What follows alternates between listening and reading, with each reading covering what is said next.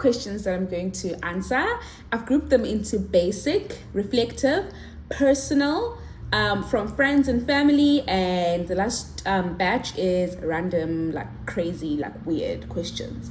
Cool. So let's start with basic.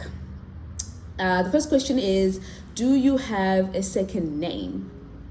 I now do. My name is actually Zizipho Busakwe, but I decided that I was going to put Zama Africa in there because I just felt like it completes the picture. Zizipho means gift. Zama Africa, Zizipho Zama Africa means gifts to Africa or gifts unto Africa. And I feel like that is a statement that aligns with my purpose. So yes, now I do have a second name, Mom. Where are you from? Okay, so I am from the Eastern Cape in a town called Tsolo, elali next to Qhungweni. But I currently live in Cape Town. I've lived here since university, and I'm still here. What do you do for a living? Yo, what do you do for a living? Huh? What do you do for a living? Oh, thank you. Thank you. What do you do for a living? No. What do you do? I recently resigned from my fancy corporate job, and I am a trainee software engineer at an institution called Withink Code. So that's what I do with the bulk of my day. I also do freelancing work. What are you most proud of yourself for? The one thing I'm most proud of myself for is being able to successfully navigate myself out of a very, very deep depression that I got into when I was experiencing academic trauma in university. I'm kidding, guys. When I was experiencing academic and life challenges in university, I fell into a depression, and it just kept getting worse and worse and worse and worse, and I just couldn't recognize myself anymore. I just felt like I didn't have direction in life. I felt like I was kind of like life has spit me out in a way, and I had to do a whole lot of work in building up my identity, particularly outside of academics. I had to forge a new identity. I had to teach myself how to be positive and think positively again. I had to teach myself how to be happy again.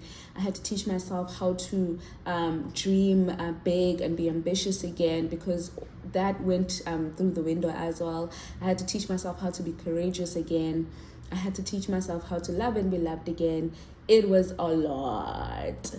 It was a lot of rebuilding and building, and I did it, and I'm very proud of myself. That is the proudest thing I've ever done. I feel very proud of myself. And for people who are going through depression, I would not be sitting here if I hadn't gone through it. It is possible to get to the other side of it, and I need you to please fight and don't stop fighting.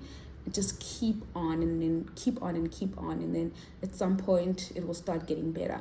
It might take a while. It took a very long time for me. It took years, but here I am. What is your purpose in life? Yeah, this is one of those questions I used to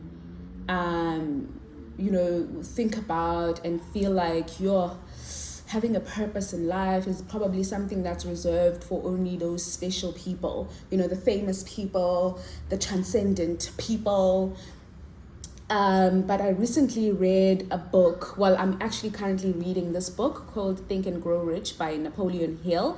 And in the very first chapters, the author, so the book is like almost a personal development book.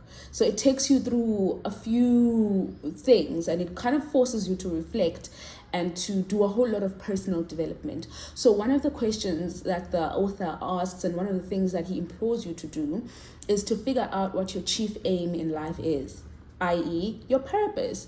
So I've spent a lot of time over the past, 6 to 7 weeks, really thinking about what my purpose is. And I started with a line that says, so I wrote this down, with a line that says, I want to help people succeed. And it's like, okay, Zizi, that's not very helpful because it's incredibly broad. So let's narrow it down. How do I want to help people succeed? By making holistic quality education available to anyone who has the capacity and the interest for it. Okay, part 2 of it is I want to play a very big part in transforming financial services in Africa using technology and the application of the sciences like mathematics, statistics, and psychology. So that is my purpose. I feel like I'm still discovering what my purpose is, but in as far as at this point, that's how far I can articulate my chief aim in life. And I'm just going to uncover more and more of it as I go along. Yeah, cool. So now moving on to personal questions. I wonder how I'm going to do here because I'm quite private. So let's see, but I wanted to challenge myself with these questions, and I wanted to give you guys an opportunity to get to know me at a level that is somewhat deep and authentic. So let's give them a bash. Are you single? Wow. I am not married, but I am also in a relationship. So I am not single. I am also not single. Cut the cameras. Dead ass. I'm kidding, guys. I'm not single. I'm in a relationship. My boyfriend's gonna drag me when he sees this. Oh gosh. What is your biggest pet peeve? I know.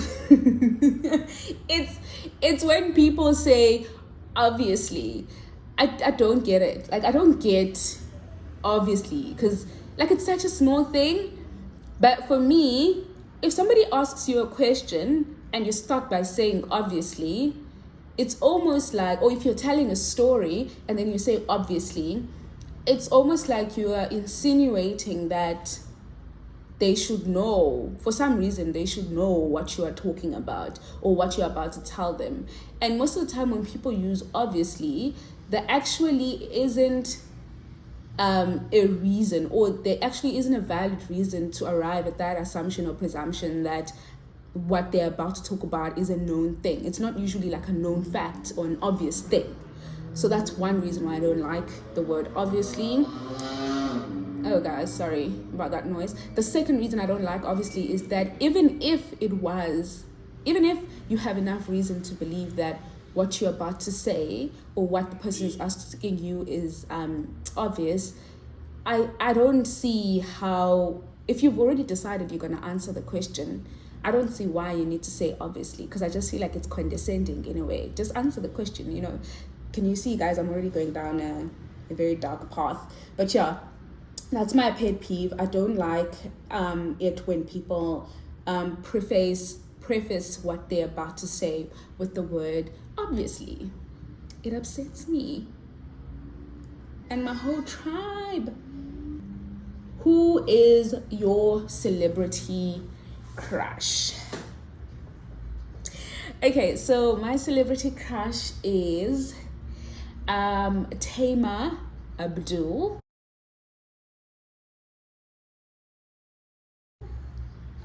This is the host of the podcast Not Overthinking. Please check it out. And yeah, so actually one of my I don't want to say dreams because that seems too deep, but one of the things that I'd love to do with this channel is to actually have an episode that I shoot with Taima Abdul where we talk about children, because he's got very interesting perspectives and philosophies on how the world treats children and how children should be raised and how they should be considered as people and as human beings in society. So he actually spoke to, and I guess he advocates for the reading of the book Unconditional Parenting. It's on the list of books that I want to read, and ultimately I'd love to sit down with Taima and discuss the findings or the things that I find interesting or that he finds interesting from that book. So guys, please, if you follow this channel, if you have access to Taima, please do the things for the girl. The third question is, what is your most embarrassing moment? Yo, guys, honestly, my most embarrassing moment, I still feel a cringe in my body, like down my spine, whenever I think about this. So it's a long story, but I'll make it very short. I was in East London to visit my cousin, and when I visited my cousin at his mom's house, we were still kids this time, like high school. I met a cousin of his. Let's call the cousin Anele. So I met a cousin called Anele there, who's a cousin to my cousin.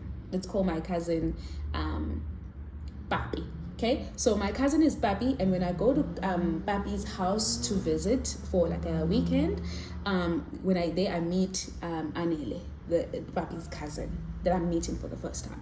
So it's a vibe, it's chilled, it's good, it's nice. And then I find out in the conversation that Anele goes to Kanyisa, a school in Mthatha, and at the time I went to Zingisa Comprehensive High School in Mthatha. So I'm like, vibes, and we had like common friends, and it was a whole vibe, whatever. Okay, but it was a whole thing that, we've been walking in the same streets, like in the same neighborhood, whatever. So anyways, weekend ends, I go home, and then like about 3 months later, Papi's mom calls me just to catch up, and he's like, hi, how are you? I'm good, how's life? And so just to make conversation, she asks me, just to make conversation that I'm supposed to fill a preempted awkward gap in the conversation, I decide that I'm going to say, by the way, I bumped into Anele a couple of days ago. I was on my way back from school, and I met him by the taxi rank, blah, blah, blah, blah, blah. This did not happen, you guys. I never bumped into him, but in my head, I needed something to fill up the conversation, and I thought like it's a likely thing, right? It's a plausible thing that I bumped into him. And then I'm like, I bumped into him. And then my aunt is like, when? I'm like, about a week ago. I was on my way from school and I bumped into him, and he was coming back from school wearing uniform. No. And then my aunt is like, okay. But I mean, he moved to Joburg though. Like, he doesn't even go to that school anymore. Like, he's in Joburg now and everything. Awkward because I lied. Now, I'm embarrassed because I lied, and I lied unprovoked. I lied for no reason. I literally went cold. I was so embarrassed. Because now I wasn't just a liar. I was a person who lies for no reason at all. Like just unprovoked. So that was very, very embarrassing.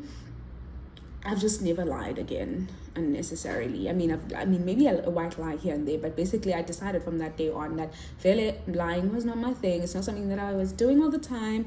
It was very unnecessary, and I'm just never gonna lie again. See, there you go. The lies. There you go. It's been a lot of fun answering these questions. I hope you've enjoyed listening, and I hope you've enjoyed getting to know me.